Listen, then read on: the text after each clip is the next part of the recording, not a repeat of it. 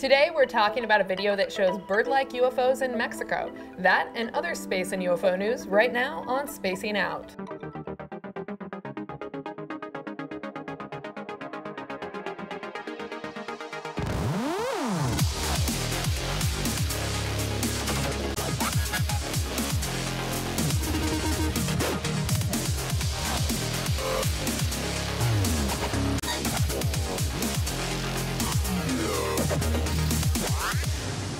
Greetings everyone and welcome to Spacing Out. I'm Jason McClellan. And I'm Maureen Elsberry. Thanks for joining us today. Well, the UFO Congress is, oh man, we're a week and a half away from the International UFO Congress. That's terrifying. It is terrifying. Maureen and I have been really busy putting this all together and we're still putting it all together.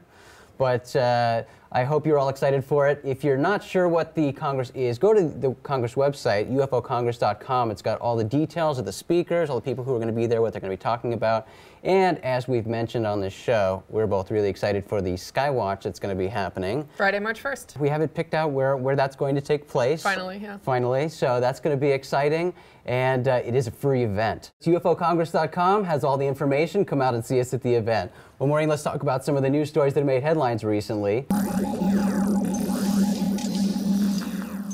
As many of you are well aware, I'm sure, Gary McKinnon was charged by the U.S. with the biggest military computer hack of all time in 2001 and 2002 after looking for information about UFOs and extraterrestrials in NASA and Pentagon computers. He fought extradition to the U.S. in a 10-year legal battle, and McKinnon won that battle in October 2012 when British Home Secretary Theresa May announced the U.K. would not extradite him. UK officials decided in December 2012 that McKinnon would not be investigated or charged in the UK. However, he is still wanted in the US to face the charges against him. But that could soon change if the US heeds the advice of military consultant John Arquilla. According to The Guardian, Arquilla, a professor of defense analysis at the U.S. Naval Postgraduate School, has suggested that President Obama should pardon McKinnon.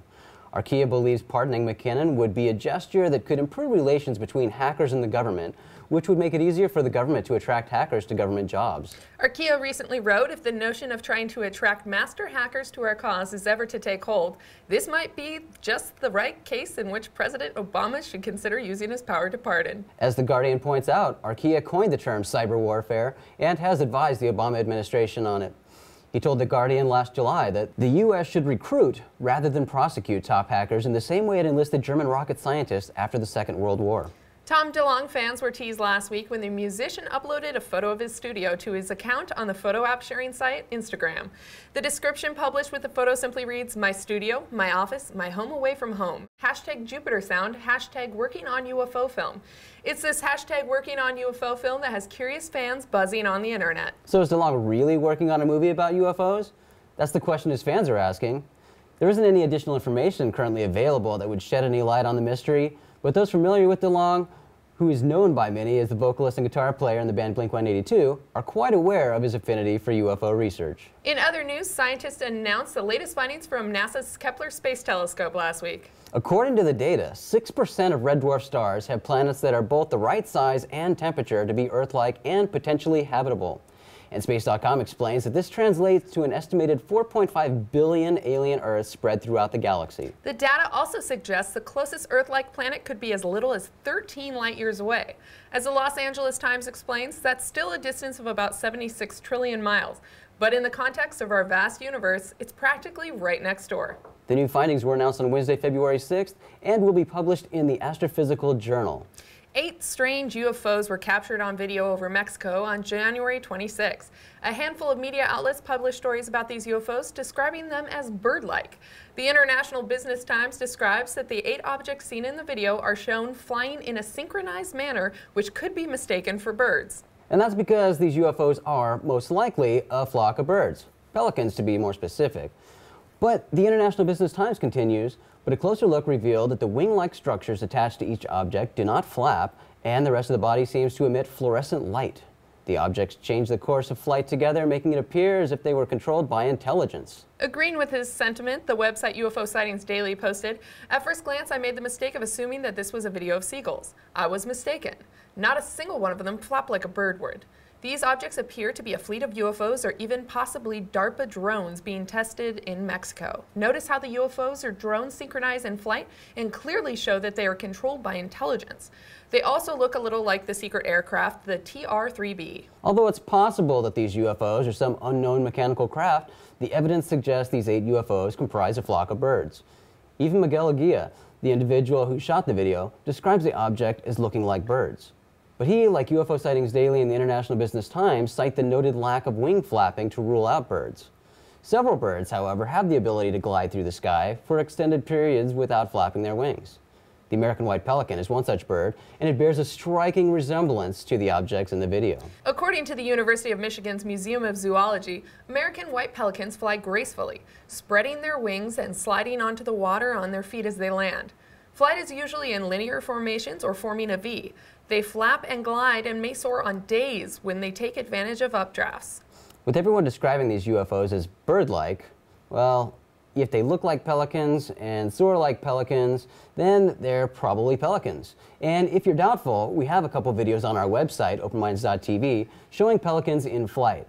Watch those and then compare them with the video from Mexico. Maureen, when you do watch these videos together, there's a lot of the similar behavior. And in my mind, my personal opinion, I think it's undoubtedly pelicans in flight. Well, I'm going to have to agree with you on that one. And yeah, it's this thing where they look totally smooth and controlled because they're just gliding for so long. Right. I mean, and we also got, when we posted this the other day, got some backlash for posting it because somebody came back and said, this is definitely birds. How could anybody mistake this as not being birds? Why are you even reporting on this? It's so funny. When we do report on stories like this, we do get a lot of feedback and kind of angry feedback from people on both sides. Mm-hmm. There are people who write us and say, why are you wasting time reporting on something that's obviously birds, that discredits ufology and diminishes the legitimacy of more important UFO videos. But we also get people on the other side saying, why are you saying those are birds? Those obviously are not birds. They're mechanical craft controlled by an intelligence. So, people have strong opinions. And to that point, I will say the reason we choose to report on some of these videos that come out is, number one, we like reporting on videos that are generating headlines, that are getting a lot of attention, and mainstream media outlets are reporting on them. We'll take that and cite to what these media outlets are saying and present our own thoughts and point out any potential red flags, do some research and point out some possible explanations for the video and let people decide based on that. Not only that, it's really a great tool to help people who may not know what those things look like be able to identify those things in the future so they don't mistake it for something that is unidentified, right, of a more extreme nature. And again, in the case of this Mexico video, no, the identification isn't 100% positive. It's, in my opinion, likely that we're looking at pelicans here, but it's still unidentified. However, in pointing out that the objects resemble the behavior of pelicans, that also helps people entertain other possibilities, because I know a lot of people see something and go off their first impression, or they listen to what they saw somebody else post online and said, oh, well, that's obviously what that is.